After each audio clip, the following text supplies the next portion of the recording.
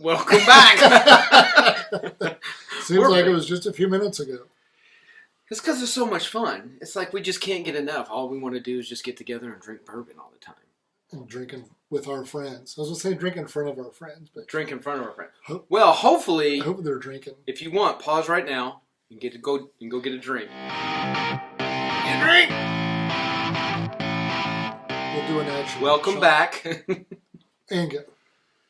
So, tonight, we've sampled in our 4 episodes, 5 episodes, 3 episodes. We don't even count anymore. You can't count. Count the number of bottles or I episodes? can't count more than 2 fingers. And after that, I lost count. We've sampled a couple dozen different Something like pours. That. Can't call all of them bourbons because we have to That's true. We did have a Japanese whiskey. And we had some whiskeys. And I hear rye is not a bourbon. Technically, it's not. It's not. But tonight, we're going to drink some George Dickel. Small batch barrel select. Where was this barrel selected? By whom? By a barrel picker. Oh, yeah? Not for any special place? I don't see any special stickers on there. I don't know. Some people love, if you go into a store, they always try to sell you, hey, we've got a store pick. We got a store. Okay. I have a couple. I have a barrel proof. But do I need to spend $10 more because the person at your store picked it as opposed to the guy who does it for a living? No. My opinion, no. We're going to try this George Dickel. If I don't drop it and spill it. Barrel select small batch. I'm going to do a smaller pour because I have a feeling this is going to be a little higher proof, is it not? It's 86 proof. Oh, okay. So you can pour as much as you want. Let's taste it first and see if it's really that great. It smells good. It smells like a bourbon. Very underwhelming. Nothing special. Not bad. Not bad at all. But of the George Dickels, I don't think it's a super complex bourbon anyway. Like, they're good, but... consistent. Yeah, I mean, not bad. So it's easy if you just pour a glass and if you put it with ice or something like that and you fall asleep while you're watching a movie or whatever, you're just like, man, I don't feel like drinking it, and you chuck it down the drain, you're not going to go to sleep. What I like to do is sometimes when I'm thinking about band stuff, I will pour the entire bottle. Hold on. If we're going to have a conversation about that, we're going to need a little bit more. Geoff and I you're more of a musician than I am. I'm the world's okayest guitar player. But both of us have been in bands together, and we still play guitar and hang out and drink bourbon together. We both are still in bands, which is our passion and our love and sometimes our frustration. Whenever you've got a group of people from different backgrounds, and none of this is negative, by the way, but it's definitely something that we talk about together of our experiences. And probably weekly? Yeah. At least one time a week? 3 times a week. And, you mentioned the word dynamics, a little bit ago. It is very much, everybody's got different things they want to do and different. If you're a cover band and different songs that you want to play, different venues that you want to play in, and that's one thing that I find a lot is some people, it's like I played in different bands before too, is they want to play in certain venues and like they have to play in that venue. Like, oh my gosh, it's the end all be all. Like, this is the one. If we can get into this venue, we could play anywhere. And then you play the venue and you're like, the show the weekend before in that little dive bar was 1,000 times better than this one, so what's the deal? The hole in the wall where we had 100 people that were all right up on you. As opposed to the 50 people that were spread out across 20,000 square feet. Yeah, and it's not like being in a high school band because most of the time you're in a band with other adults that have had different things in their life that they went through, certainly different levels of musicianship too. I think absolutely can play a part, different taste, But the common core thing is, people that love to play out. Yes.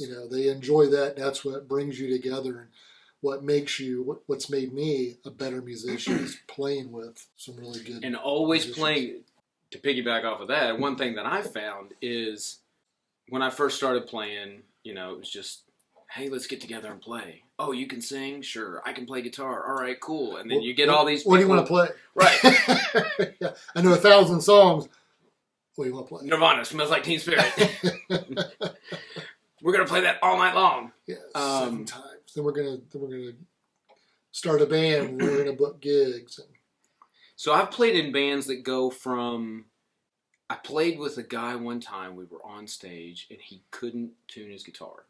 And when I mean he couldn't tune his guitar, he didn't have a tuner on his pedal board. And then he swore that he could tune it by ear, and he could not. Yeah. And the sound guy at the time was also a guitarist in a band that was, I think he was on break at the time. If not, then they were getting ready to go out with some national acts. Came up and said, if you'd like, I'll tune your guitar for you. And he wouldn't let him do it. Oh, wow. I would, in a heartbeat. He was too proud. And needless to say, that was his last show. Now, I've been on stage before when my tuner just does not want to function properly when there's 3 other musicians that are out there trying to Wait, hold on. Would that be the bass player that never stops playing when you're trying to tune an acoustic guitar, or the drummer that won't stop playing when you're trying to tune an acoustic guitar? Because those are the worst. Yeah. That's like, you just can't get in tune. It's like you try, and it's like everything's going to register in E. Yeah. Or you're not touching anything and it's just bouncing all over the place because they won't stop. But I've played in bands from a guy like that to guys who have, toured.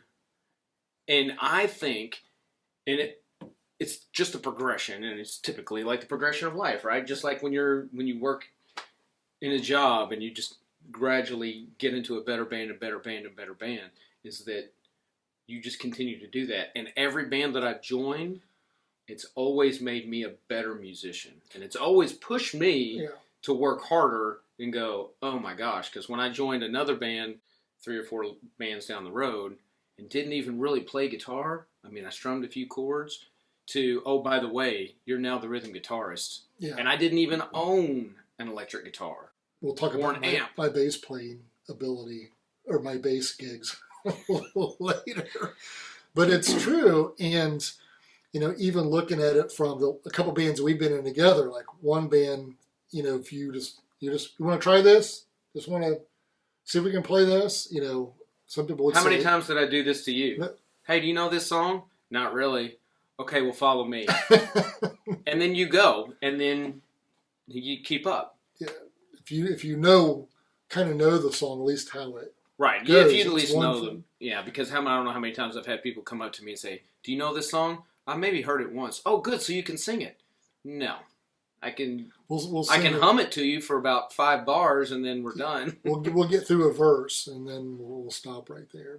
But I did that with bass a couple times, was asked, hey, can you play bass? Yeah, I can play bass. Of course I can. So I went out. But you got to play one of your biggest shows, yeah, would you say? Absolutely.